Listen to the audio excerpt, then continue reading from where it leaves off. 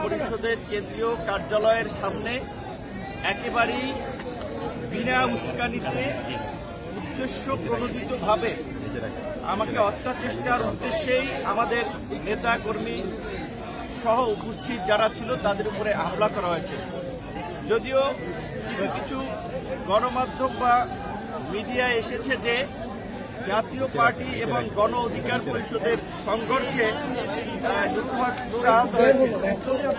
প্রকৃত অর্থে জাতীয় পার্টির সাথে আমাদের কোনো ওই রকমের ভাবে সংঘর্ষ হয় নাই। আপনারা দেখেছেন আমরা মিছিল নিয়ে যাওয়ার পথে আমরা অধিকাংশ নেতাকর্মী আমাদের কার্যালয়ে পৌঁছে গেছে। আর মিছিলের শেষ প্রান্তে কিছু লোক যখন এই ফ্যাসিবাদের দোসর ভারতীয় দাবেদার এবং এই দেশবিরোধী অপশক্তি জাতীয় পার্টির কার্যালয়ের, যেটাও জাতীয় পার্টির কার্যালয় না, মূলত এস আলমের বিল্ডিং, সেইখান দিয়ে আমরা যাওয়ার পথে তারা তাদের কার্যালয়ের মধ্যে থাকা সন্ত্রাসীরা আমাদের উপরে ঢিল মারে, দু একজনকে কাপড় টেনে ধরে। আমরা কিন্তু অনেকে তখন আমাদের কার্যালয়ের সামনে চলে আসছি। আমরা সংবাদ সম্মেলন করার জন্য করছিলাম, তখন আইন শৃঙ্খলা বাহিনী যাদের সাথে পুলিশ এবং সেনার সদস্যরা ছিল তারা আপনার রাস্তা থেকে পেয়েছে, তাদেরকে পেটাতে পেটাতে আমাদের কার্যালয়ের সামনে আমরা করার জন্য দাঁড়িয়েছি।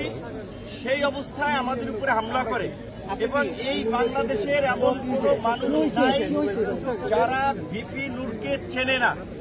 পুলিশ এবং সেনাবাহিনীর সদস্যরা নিশ্চয়ই চেনে। তারা আপনারা দেখেছেন চিনেই কি কৌশলে, কেউ বাঁশ দিয়ে, কেউ লাঠি দিয়ে, কেউ মাথায়, যে যেভাবে পারছে সেভাবে আঘাত করেছে। পুলিশের ঊর্ধ্বতন কর্তৃপক্ষ জানিয়েছে পুলিশ এই ঘটনায় জড়িত না। আপনারা যদি এই ঘটনায় নির্দেশনা দিয়ে না থাকেন, আপনাদের অধীনস্থ সেনাবাহিনী, পুলিশের ঊর্ধ্বতন কর্তৃপক্ষ যদি এই বর্বরচিত হামলা, যেটা হত্যার উদ্দেশ্যে পরিচালিত হয়েছে, এই হামলা নির্দেশনা দিয়ে না থাকে, তাহলে কারা দিয়েছে, কোথা থেকে এই ঘটনার নির্দেশনা এসেছে, সেই ঘটনার একটা নিরপেক্ষ তদন্ত করে জড়িতদেরকে বিচারের মুখোমুখি করবেন, এটা আমাদের প্রত্যাশা।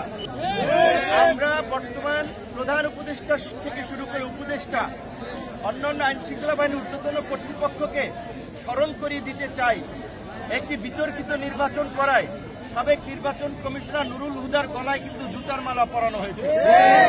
সাবেক প্রধান বিচারপতি বাইতুল মোকাররম ইমাম পালিয়ে গেছে দেশ থেকে।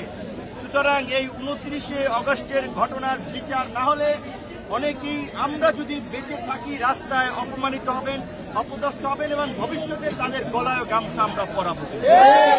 আমরা সরকারকে সহযোগিতা করছি। আমরা এই সরকার দ্বারা কোনো বেনিফিটেড হই নাই, আমরা সরকারের ভাগ বাটোয়ারার অংশীদার হই নাই। যাদেরকে সরকার ভাগ বাটোয়ারা সমঝোতা করে এই পর্যন্ত একটা পরিস্থিতি তৈরি করার চেষ্টা করেছে, সেটা কিন্তু দেখা গেছে এখন কিন্তু দেশের মধ্যে বিশৃঙ্খলা হচ্ছে, নির্বাচন নিয়ে বিভাজন, পাহাড়ে অস্থিতিশীল পরিস্থিতি। কাজে এখন যদি একটা সুষ্ঠু নির্বাচন, বহুল আকাঙ্ক্ষিত নির্বাচন, সেই নির্বাচন যদি না হয়, তাহলে কিন্তু দেশ আবার একটা সংকটে পড়বে।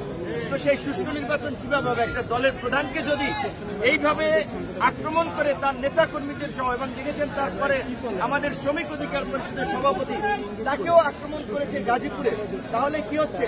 এই সমঝোতার নির্বাচনে যাদেরকে সিগন্যাল দেবে তারা নির্বিঘ্নে ওই আওয়ামী লীগের আমি দামি নির্বাচনের মতো প্রচার প্রচারণা চালাবে, মিছিল মিটিং করবে। যাদেরকে সিগন্যাল দেবে না তাদেরকে এইভাবে হামলা করে, আক্রান্ত করে মাঠ থেকে তাড়িয়ে দেওয়া হবে। তাই আমরা মনে করি সুষ্ঠু নির্বাচনের পূর্ব শর্ত হিসেবে এই ঘটনার বিচার, এই ঘটনার তদন্ত এবং জড়িতদের বিরুদ্ধে শাস্তিমূলক পদক্ষেপ নেওয়া জরুরি।